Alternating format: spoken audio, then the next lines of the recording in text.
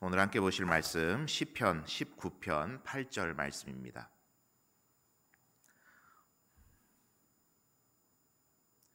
시편 19편 8절. 우리 말씀 유인물에도 적혀져 있습니다. 한번 같이 읽도록 하겠습니다. 시작. 여호와의 교훈은 정직하여 마음을 기쁘게 하고 여호와의 계명은 순결하여 눈을 밝게 하시도다. 아멘. 자, 오늘은 웨스트민스터 강의 89번째 시간입니다. 구원의 효력이 되는 말씀이라는 주제로 한번 나누도록 하겠습니다. 우리 먼저 문답하고 시작할 텐데요. 제가 묻고 여러분 답해 보겠습니다. 말씀은 어떻게 구원의 효력이 됩니까? 구원에 이르도록 말씀을 읽는 것, 특히 말씀의 선포를 죄인을 확신시키고 변화시키며 거룩과 평안 가운데 그들을 세워가는 효과적인 수단이 되게 하십니다. 또 내용이 좀 어렵게 써 있지만 그렇게 어려운 내용은 아닙니다. 함께 이 내용을 풀어보도록 하겠습니다. 로마서 1장 20절의 말씀에 보면 그 말씀을 제가 한번 읽어드릴게요. 제가 적는다는 것을 깜빡해서 못 적어놨는데 새 번역으로 한번 이 말씀을 제가 읽어드리겠습니다. 이 세상 창조 때부터 하나님의 보이지 않는 속성, 곧 그분의 영원하신 능력과 신성은 사람이 그 지으신 만물을 보고서 깨닫게 되어 있습니다. 그러므로 사람들은 핑계를 댈 수가 없습니다. 이런 말씀이 있습니다. 그러니까 이제 풀어 설명을 해보자면 하나님께서 당신께서 만드신 만물 속에 하나님 자신을 투영해 놓으셨다. 그래서 마지막 때에 그 누구도 나는 못 들었습니다. 나는 몰랐습니다라고 핑계댈 수가 없다라는 이야기죠. 이것을 전에도 제가 이 웨스트민스터 하면서 설명을 드릴 때 일반 계시, 자연 계시라는 단어로 설명을 드렸었죠. 그러니까 하나님께서 만드신 자연 만물 속에 하나님 당신을 투영해 놓으셨다라는 거죠.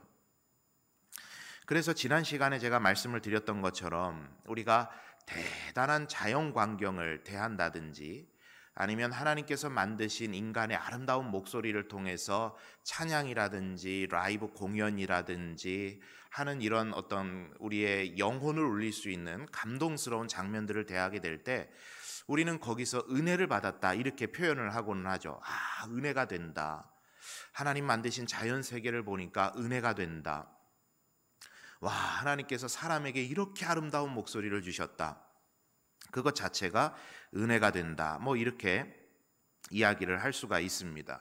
그게 하나님 당신께서 당신을 자연 만물에 하나님의 피조 세계 가운데 다 투영해 놓으셨기 때문에 우리는 부지불식간에 하나님을 느끼고 체험할 수가 있고 공감할 수가 있다라는 거죠. 자, 그런데 문제는 이 소위 말해서 일반 계시, 자연 계시 그 안에는 거기서 받는 은혜는 객관성과 명확성이 보장되지가 않습니다. 무슨 말인지 여러분 이해가 되세요? 사람마다 보는 게 다르고 느끼는 게 달라요. 그러다 보니까 자연 세계를 보면서 와 하는 그 감동은 사람마다 다 다를 수 있죠. 그래서 객관적이지 않고 명료하지가 않아요. 명확하지가 않습니다. 예를 들어서 한번 이렇게 표현을 해볼까요? 하나님의 창조 세계 7일 동안에 있었던 그 창세기 1장과 2장에 나오는 내용을 발레를 통해서 공연을 하는 거예요. 발레. 여러분 발레 좋아하십니까? 좋아하세요? 저는 생전 태어나서 발레라는 걸 처음 본 게 군대에 가서 운전병이었다고 제가 말씀드렸잖아요. 사용관을 모시고 발레 공연을 갔어요. 사용관이 보신다 그러니까 저까지 이렇게 자리를 해주셔가지고 보게 됐는데 도무지 이해를 못하겠더라고요. 발레는. 그래도 나름 국립발레단에서 하던 공연이었거든요. 그런데 모르겠어요. 내용을. 참 난해하더라고요. 그러니까 여러분 하나님께서 만드신 창조세계 7일 동안의 그 이야기를 창세기 1장과 2장에 나오는 내용을 발레로 공연을 한다. 여러분 한번 생각을 해보세요. 그 하나님의 의도와 그 세밀하신 계획들이 그 안에서 명료하게 우리들에게 전달이 될까요? 물론 애는 쓰겠지만, 공연하시는 분들이 애는 쓰겠지만 받아들이는 사람들마다 조금 각기 다른 메시지들을 받게 될 것 같아요. 그렇다라는 거죠. 명확성이 그 안에는 없어요. 그럼 여러분, 가장 정확하게, 가장 명료하게, 가장 전하고 싶은 뜻을 가장 멋지게 전할 수 있는 방법이 뭘까요, 여러분? 그게 언어입니다. 언어. 말을 통해 전달하는 거예요. 말을 통해. 그래서 그것이 언어로 전달이 되고 그것이 기록이 될 때 가장 객관적이고 명료성을 우리가 확보할 수가 있는 거죠. 자, 그러면 우리 다음 내용을 한번 같이 보실까요? 1번 내용입니다. 하나님의 영은 말씀을 읽는 것, 특히 말씀의 선포를 효과적인 수단이 되게 하신다. 그렇게 했는데 그 내용 한번 같이 읽어봅니다. 시작. 신앙의 성장은 교회를 다니고 예배에 빠지지 않고 참석하는 것으로 일어나지 않는다. 말씀을 통해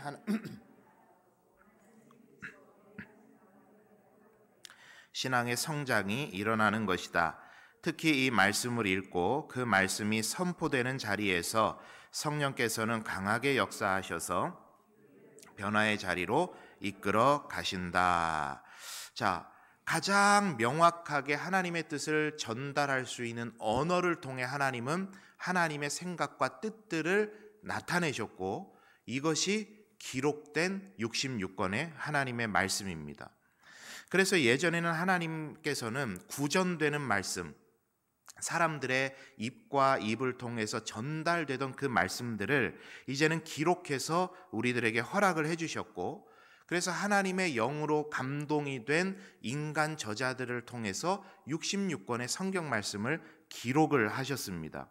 그리고 그 기록된 하나님의 말씀을 우리가 읽을 때, 그리고 두 번째는 그 기록된 하나님의 말씀을 강론하는, 선포되는 말씀을 통해서 하나님의 은혜를 정확하게 경험하게 하시는 통로로 사용하신다라는 이야기입니다. 그래서 여러분, 우리가 잘 아는 것처럼 종교개혁, 마틴 루터에 의해서 시작되었던 그 종교개혁이 우리들에게 두 가지 원리를 회복시켜준 그런 개혁이었습니다. 첫째는 뭐냐? 읽는 것. 그리고 두 번째는 뭐냐? 듣는 것. 이 두 가지에 대한 회복이었습니다. 종교개혁 이전에는 이 하나님의 말씀은 그저 종교 지도자들, 즉 사제들만이 읽을 수 있었습니다. 왜냐? 이 하나님의 말씀을 인쇄도 하지 않았을 뿐더러 라틴어로만 기록이 되어 있었기 때문에 사제들만, 종교 지도자들만, 혹은 아주 학식이 많은 사람들만, 어떤 특별한 부류들만이 읽을 수 있는 게 이 하나님의 말씀이었습니다. 그리고 또 한 가지, 읽는 것도 일반 성도들은 읽을 수가 없었고, 또 한 가지, 로마 카톨릭의 미사는 라틴어로만 그 미사가 진행됐기 때문에 라틴어를 모르는 일반 평민들이나 평신도들은 그 미사에서 은혜를 경험할 수가 없었던 거예요. 왜요? 못 알아들으니까. 못 알아들으니까. 여러분, 제가 만약에 그럴 능력도 물론 없지만 지금 이 자리에서 영어로, 유창한 영어로 지금 이 내용들을 이야기한다고 한번 생각을 해보시죠. 영어 잘하시는 분들 계신가요? 나는 들을 수 있다 그러시는 분들도 있겠지만 더러는 못 들을 거예요.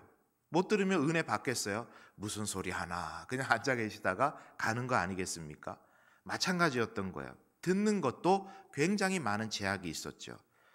그런데 이제 종교개혁을 기점으로 해서 그때가 구텐베르그의 인쇄술이 함께 발전이 되면서 맥을 같이 하면서 루터는 성경을 독일어로 번역을 하게 되고 이 성경책이 성도들의, 일반 성도들의 손에도 들려지게 됩니다. 그래서 이 루터가 95개조의 반박문을 내걸었을 때 그것이 그저 루터가 이렇다라고 주장을 하니까 그게 많은 성도들에게 받아들여진 것이 아니라 하나님의 말씀이 이제 일반 성도들에게 들려지다 보니까 루터의 그 반박하는 내용들이 말씀을 통해서 보니까 이게 지금까지 우리가 듣고 배웠던 것들이 잘못됐구나, 이것을 알게 된 거죠. 그래서 이 종교개혁이 힘을 얻을 수 있었던 겁니다. 그리고 무엇보다 사제들이 이제는 각 나라의 언어를 통해서 말씀을 강론하기를 시작하니까 이제는 그때부터 하나님의 말씀에 대한 이해도가 훨씬 더 높아지게 되고, 소위 말해서 내가 알아듣고 은혜 받을 수 있는 길들이 종교개혁을 통해서 열리게 된 것이죠. 자, 그 종교개혁을 통해서 읽는 것, 듣는 것이 일반 성도들에게 활짝 열렸을 때 그때 일어났던 일이 뭐냐? 그것이 이제 느헤미야의 말씀에 보면 말씀이 적혀져 있는데, 우리 한번 그 유인물에 나눠드린 느헤미야 8장 7절에서 9절 말씀을 한번 같이 읽어보도록 하겠습니다. 종교개혁보다는 훨씬 이전에 있었던 일이지만 종교개혁을 통해서 그 시대에 어떤 일들이 일어났을지에 대해서 우리가 분명하게 짐작할 수 있는 말씀인데, 한번 같이 읽어봅니다. 시작.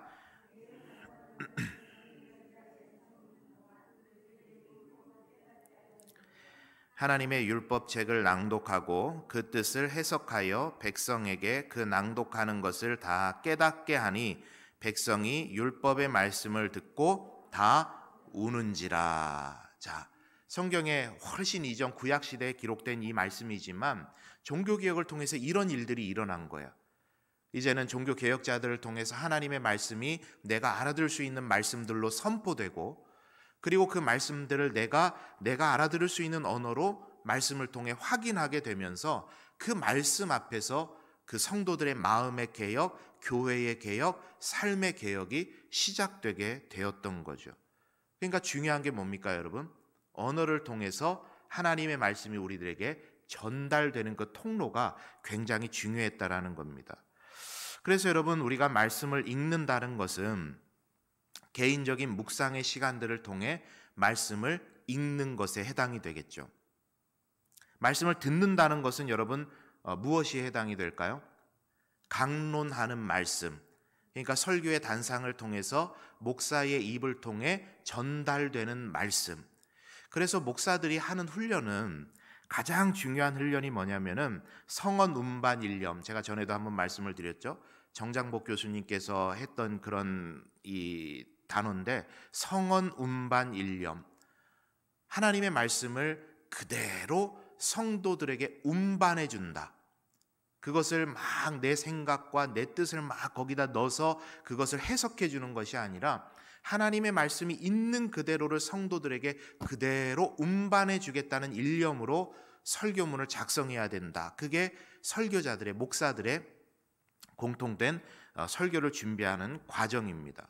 그러니까 목사는 목사대로 하나님의 말씀을 그대로 성도들에게 전달한다는 일념으로, 성도는 성도대로 어떻게 목사의 말을 들어야 되죠? 강론되는 말씀을 하나님의 말씀이라는 생각으로, 그렇게 그 말씀을 전달받을 때에 그 가운데에서 하나님께서 은혜 주시는 통로가 되게 된다라는 것을 이야기를 하고 있는 것입니다.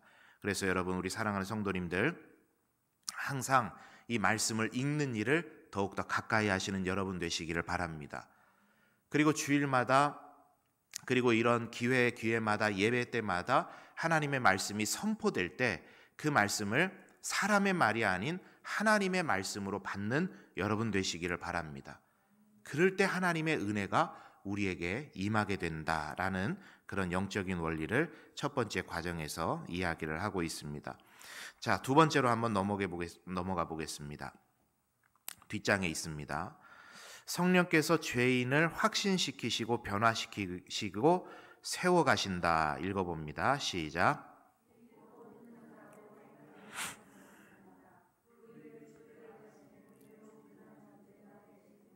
바로 성령님이시다. 성령님이 아니고서는 듣는 말씀을 깨달을 수 없고 성령님이 아니고서는 변화될 수도 없는 일이다. 말씀을 대할 때는 항상 성령의 도우심을 구해야 된다. 그리고 그 말씀을 지켜 행할 수 있도록 도우심을 구해야 한다.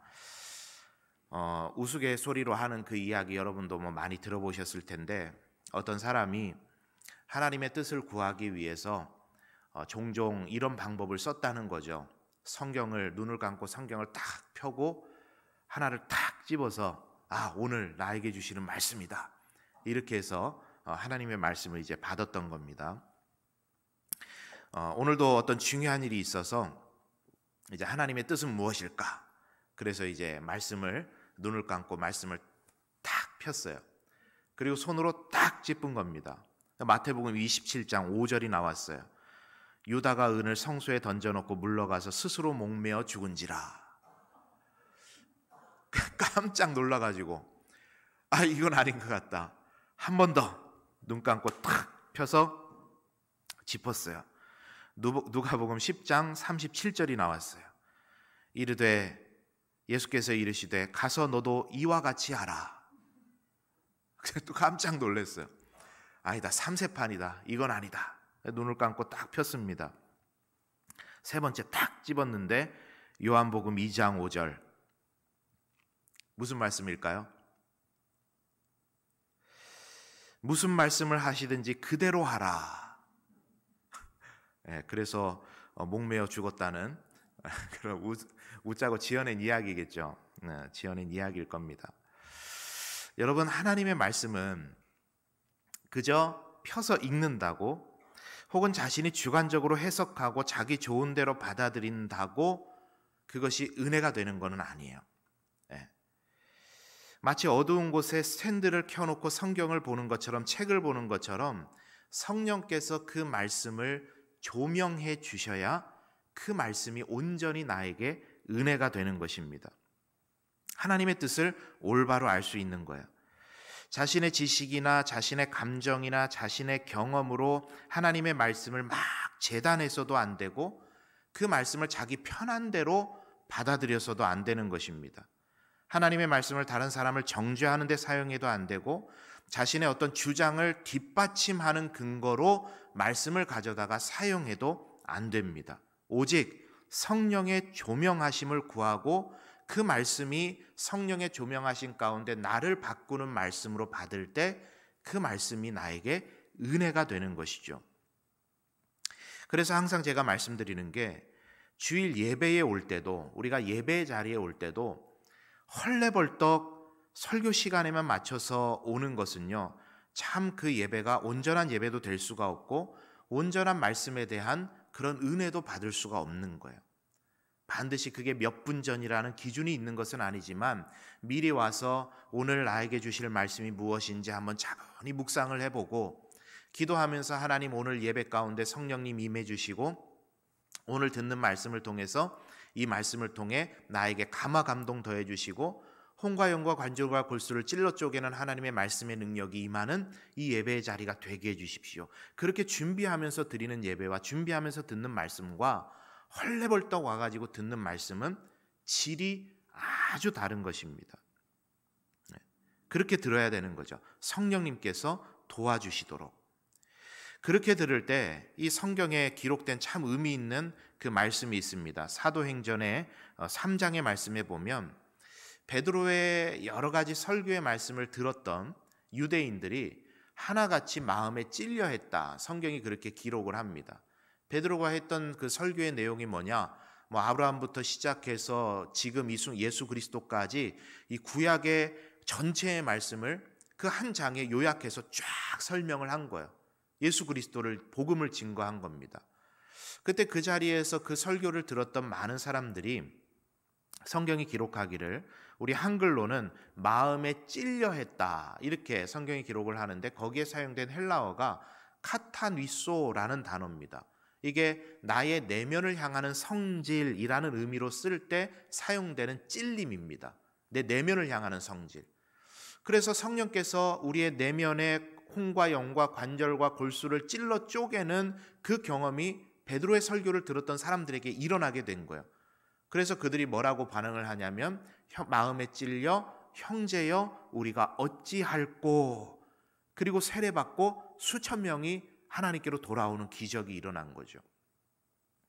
성령께서 조명하시면 그런 마음의 찔림이 오는 겁니다. 내 내면을 향한, 말씀을 들여다보면서 내 내면을 향하는 성질, 바뀌어야 되겠다.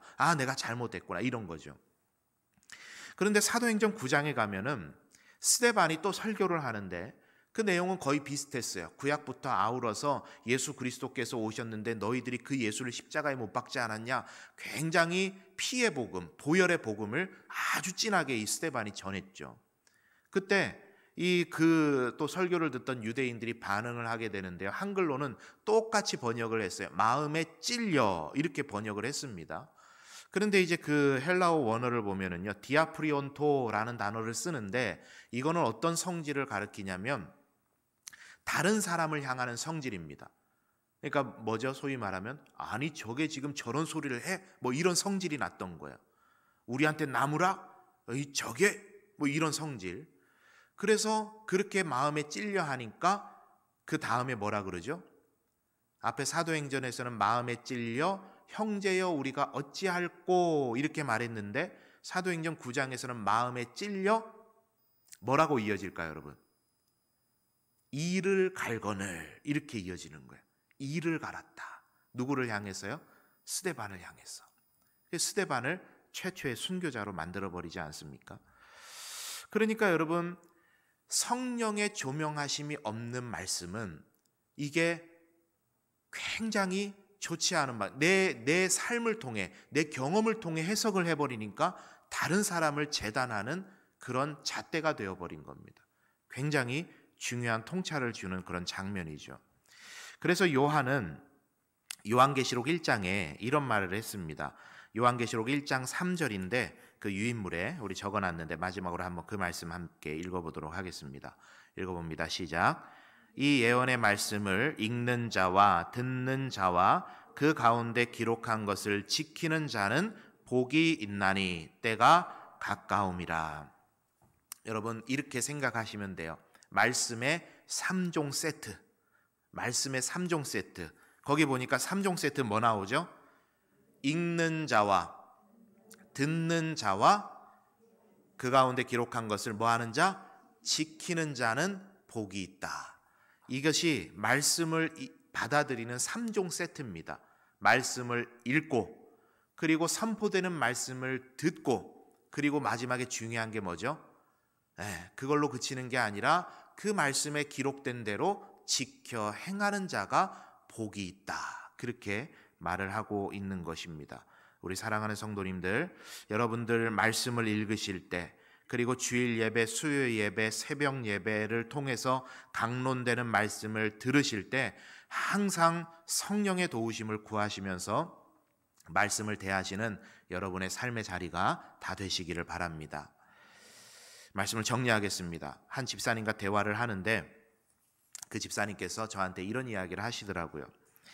처음 교회 다닐 때는 예수를 잘 믿는다는 게 뭘까 궁금했는데 그렇게 생각을 하셨다는 겁니다. 교회에 빠지지 않고 주일 예배에 빠지지 않고 교회에서 봉사를 열심히 하면 예수를 잘 믿는 거다. 이렇게 생각을 하셨다는 거예요. 그런데 교회 생활을 하면서 말씀을 듣고 하면서 말씀을 한 번 통독하고 두 번 통독하고 그 말씀을 계속 보면서 그 생각이 굉장히 많이 바뀌셨다는 거예요. 완전히 바뀌셨다는 거예요. 어떻게 바뀌었느냐? 그냥 예배 잘 참석하고 봉사하면 예수 잘 믿는 게 아니라 하나님의 말씀에 적힌 대로 내가 변화돼야 되는 것이구나. 그게 예수를 잘 믿는 것이구나. 그것을 깨달아가고 계신다고 그런 이야기를 하셨습니다. 아주 정확하게 신앙이 성장되고 있다는 증거겠죠. 그래서 교회는 항상 말씀 하는 겁니다. 말씀이 아니고서는 은혜 받을 수 있는 통로가 없다. 이렇게 생각하셔도 무방하리만큼 말씀은 우리들에게 중요한 은혜의 통로입니다. 신앙생활에 이 중요한 것, 여러분 말씀을 가장 가까이 하시기 위해서 힘쓰시고 그 말씀을 듣고 그 말씀을 지켜 행하시는 일에 더욱더 노력하며 살아가시는 우리 성도님들 다 되시기를 바랍니다. 우리 함께 찬양하고 기도하도록 하겠습니다.